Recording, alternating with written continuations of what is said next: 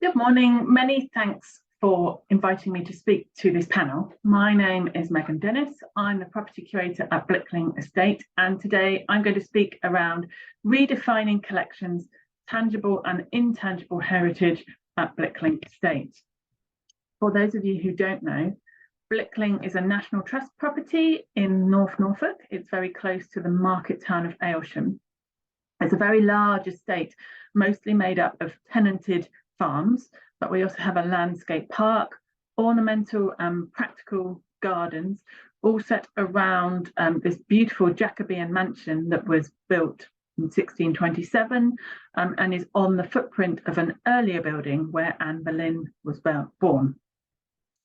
I am fairly new to Blickling. I've been there for 18 months, and I'm also new to the National Trust. So one of the things when I first arrived at the National Trust was trying to understand how the organisation worked. And I was really impressed to discover that one of the areas where the National Trust is working really, really hard is around everyone welcome. Working to make our places better for people who need support to access them through partnerships and testing new approaches, working with others to increase access to parks and green spaces in, around and near urban areas, and working hard to play our part to create a fair and equal society free from discrimination. I thought that was all fantastic, really, really exciting. But I was also interested in how that everyone welcome approach worked with collections in the Trust and at Blickling. And one of the things I was really keen to do was to look at how collections could represent all of Blickling Estate across all of those different areas. And one of the first things I did was to look at our collecting policy. We're an accredited museum, so we have a collecting policy, which is quite interesting because although we have a collecting policy, the majority of our collection was gifted to us as the contents of the house. So whilst we do some active collecting, and you can see one of our newest acquisitions up here, this is a portrait of Henry Hobart, who built Blickling, that came into the collection just last year in 2022. The majority of our collection, in fact, everything else that you can see on the screen, was inherited by the Trust in 1940, when the last owner, Philip Kerr, died and left the estate to the National Trust. So the collecting policy really reflects what was left by Philip, rather than a kind of dynamic forward-thinking thing. It really reflected what the collection was rather than what it could be. And this is what this slide represents. So this is what the collection is currently, as was gifted by Philip in 1940 and as is recorded in our current collecting policy. So it's very hall focused. It's very centered on the items that were left in the hall, which are beautiful and many, and really fantastic, worthwhile collections to be looking after. We've got amazing plaster ceilings, wonderful Chinese wallpaper, beautiful Cassoni here, amazing ceramics, almost unique Russian tapestry, Gainsborough portraits, furniture, stained glass, and at the heart of the hall is the Long Gallery, which has a 9,000 volume academic library. So really, really important collections, but all very hall centered. And part of my thinking is about how can we make these collections more representative of the estate as a whole. So we started to think about what tangible, what physical things could be part of the collection. And these are all things that are at the estate currently, but in various levels of recordedness, if you like. So we have chamber pots, and we have kitchen utensils, and we have, workaday furniture, and we have door numbers, some of which have been fully catalogued, some of which are sitting, waiting to be catalogued and to be valued as part of that collection, but all of which have been here since 1940. And then, of course, we have other stuff that is potentially less tangible. And these photographs represent histories that belong to the estate that perhaps haven't been recorded. This is the only, in the top right-hand corner here, this is the only photograph that we have within the collection currently of estate workers, the only one. And we really do have a dearth of kind of collections that represent the lived experiences of people who weren't necessarily living in the big hall, but who were living on the estate. So families who worked there, who went to the local school, and also down here, these are 20th century photographs dated to the Second World War, and these are officers and RAF and WAF members who lived and worked on the estate during the 20th century. So these things have equally not always been valued as collections and described as such under the collections policy. So intangible heritage. We're here to talk about tangible heritage, but also about intangible heritage. What is it? So if we go to the UNESCO definition, the UNESCO definition says that intangible heritage is practices, expressions, knowledge and skills that communities, groups and individuals recognise as part of their cultural heritage. And it then breaks it down into 5 other areas: oral traditions and expressions, including language, performing arts, social practices, rituals and festive events, knowledge and practices concerning nature and the universe, and traditional craftsmanship. But I still find that quite difficult to think how does that actually apply to Blickling. So if we think about it more kind of in terms of Blickling and the estate and what that might mean, well, it might mean oral history and anecdotes, community memory, all of those stories about Blickling. In terms of performing arts, we might think about community performances, and we know during the 20th century, in the first part of the 20th century, there were historical pageants performed at Blickling, and they form part of the intangible history. The performance itself, how do we remember that? How do we preserve that for the future? In terms of social practices, habits and traditions, well, some of these are lovely. So this Christmas I spent time at the estate carol service, which is part of that kind of intangible history of the estate. Not so lovely example, our lake froze over in that really icy period a couple of weeks ago, and we had to rescue a gentleman off the lake, and he told us that it had always been his tradition to go and stand on the lake when it froze over. And obviously that gave us collywobbles, and is not to be recommended, but was part of his intangible heritage, his link to the estate. Knowledge and practices regarding nature, or we think about the kind of specialist skills that our estate rangers have. They know the trees, they know the landscape, they know how to look at it and how to look after it. And some of our rangers have been working on the estate for generations. So we have family members whose fathers and grandfathers have worked on the estate. So that really valuable intangible knowledge around how to conserve nature and to look after the landscape is held within that one individual. And in terms of traditional craftsmanship, there are things like flower arranging, gardening, forestry. It's all there within Blickling, but not necessarily always recognised as an important part of the heritage that forms part of the collections of the estate. And then that started my mind going, is there other stuff that doesn't have physicality, but actually is really important to our history and heritage? And I started thinking about things like sounds and smells. You can't keep them, you can't maintain them, but they're an experience that is part of the heritage. So you might think of things like the clocks in the hall, or we have a dinner gong, or the smell of mince pies baking in the kitchen at Christmas time. And then there are things like events that happen. There's a 20th century long-term history of running large concerts that we know that generations of families have come to and enjoyed the summer concerts at Blickling.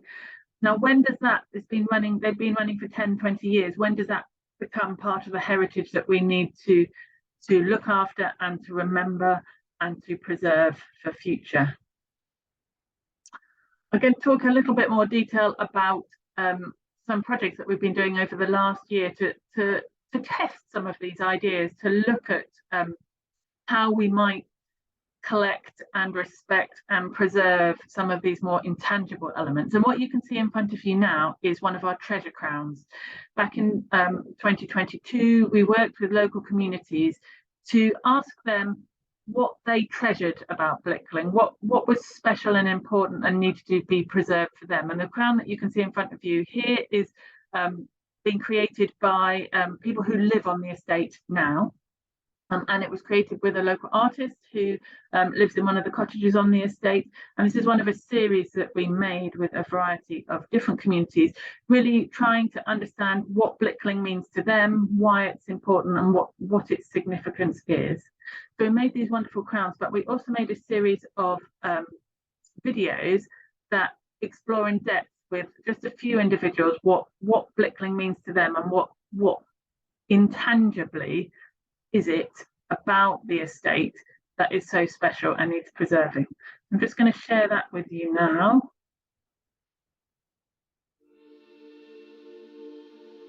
My Blickling treasure is the Eliot Bible in the Long Gallery Library at Blickling Estate.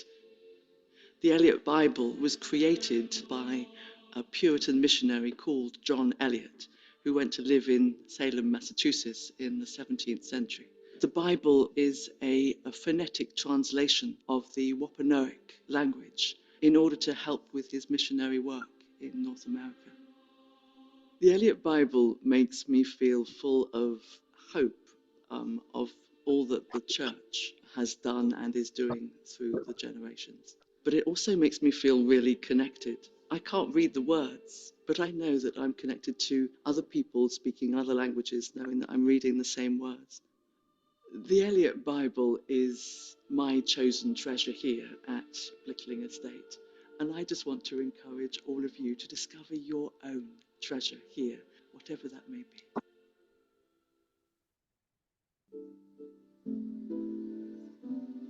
My Blickling treasure is the park. I come here nearly every Saturday to do park run, and occasionally I just run around for the sheer joy of it. The park's important to me because it's an escape from everyday life. It makes me feel free. I just feel all my worries sort of disappear, and I just feel very, very comfortable here. I still get a feeling of magic even after about 20 years of running here. I do love coming alongside the lake towards the house, and then when you come around the corner and you see the house, it's always stunning. And of course, at the end of each run, there's Muddy Boots Cafe to go into, where they've got some of the best coffee in North Norfolk, I would say, and the cakes are pretty fine as well.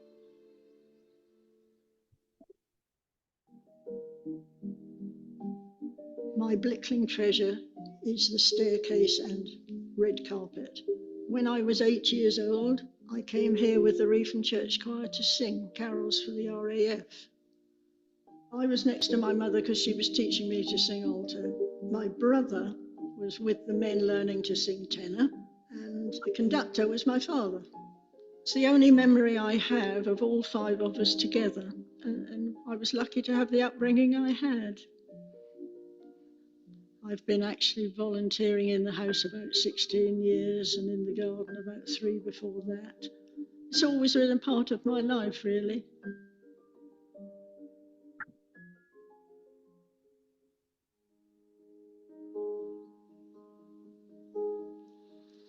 My Blickling treasure is the memory of me at about 9 or 10 years old running around the gardens with my cousins.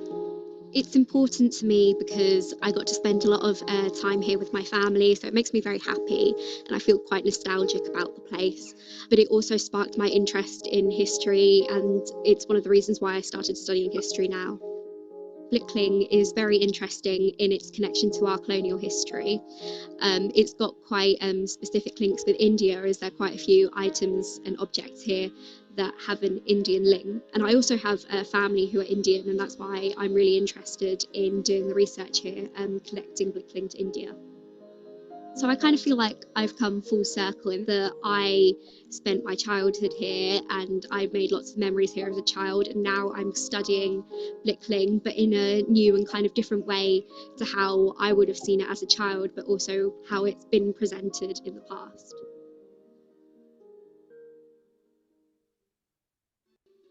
Hi, I'm Lucy, and this is my son Jack and my mum Joanne. or we love to come to the woods, build dens and climb the trees. Sometimes we come for big family walks as well with cousins and aunties and uncles, and it's just a great place to come and be together. When I was a child, I used to love coming here and building dens. It's one of my favourite things to do. And then I used to bring Lucy and her sister Kate, and we used to come here and walk the dogs, and now we come all together. So 3 generations have been coming to Blickling. So hopefully there you've seen a little snapshot of some of the intangible history and heritage that connections that our local communities have. Another example, hang on, that's not what we wanted. There we go. Another example was carried out a few years ago, and this was a series of oral history recordings that were done with staff members from the hall, including this lady here, who is a lady called Flo Wadlow. She was a cook at Blickling Hall in the 1930s when she was only in her 20s. And Flo is shown in the bottom left-hand corner when she was at Blickling, and here she is in the late 1990s when she revisited Blickling and came back and did these oral history recordings, which then led her to write her own autobiography as well about her life at Blickling. So really valuable resources, not only in terms of the transcripts, but I think it's really important to recognise that the voices from the past are part of our intangible heritage too. And we had, of course, an extra kitchen maid and all that. And we had the lady from Elsham come to help with the washing up and things. So it was all bustle and excitement. And we're so used to hearing, aren't we, history spoken by the hall owners, by the people with the money, that to actually hear the voice that represents the context of that, if you like, is a really powerful thing, and something that we're really pleased to have been able to capture and to share with our visitors. And I think that's what intangible heritage is all about. It's about communities. It's about those different links to a place. It's about what makes it special for the communities, and preserving and remembering and presenting that to our visitors. But that's quite a big task. And it's an especially big task when you're working for an organisation that has traditionally only thought of collections as being what exists in the big house. So we are beginning a very long and difficult and detailed piece of work to try and think about what our collections could be. If they don't just mean the beautiful stuff in the big house, what could they mean? And we're breaking that kind of process down into 3 separate things. We are looking at what the collections could be. We then want to look at what resources we will need to look after those newly defined collections. And then we want to think about how we make that journey from collections being the contents of the house to being collections being tangible and intangible heritage that represents the history of the estate as a whole. And that is not an easy task. If you like, you can think of it almost as in a little way about growing the circle. So in the middle of this slide, you can see in the green circle, it says house and contents. And that represents what our collecting policy says our collections are at the moment. But outside of that circle, we've got all of these resources that exist that could become part of our collections. So we've got archives, we've got archaeology, we've got oral histories, we've got social histories, we've got all those intangible elements. We've got the history of the RF Alton.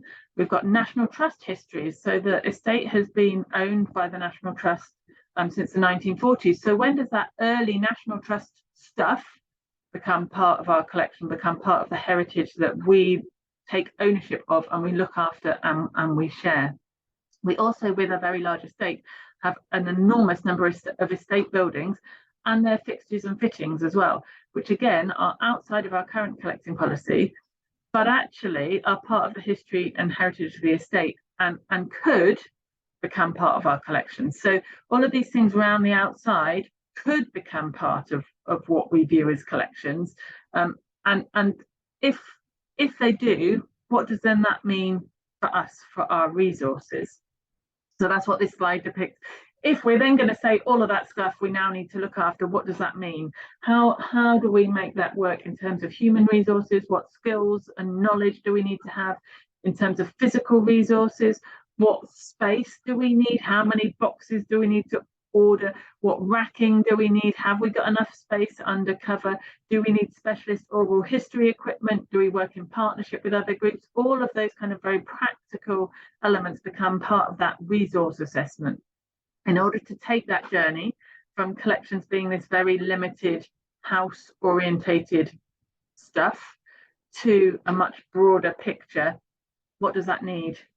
And it's not only about physical and human resources, it's about emotional resources as well. And one of the things we've talked about is how quite a lot of the intangible is emotional. It's stuff that people feel connected to. It's stuff that evokes feelings, and that is quite difficult to work with. So part of the resource assessment is then also thinking about, do we have the emotional capacity to do this? Do we have the support networks that we need for our staff and volunteers to enable them to go out and collect this material?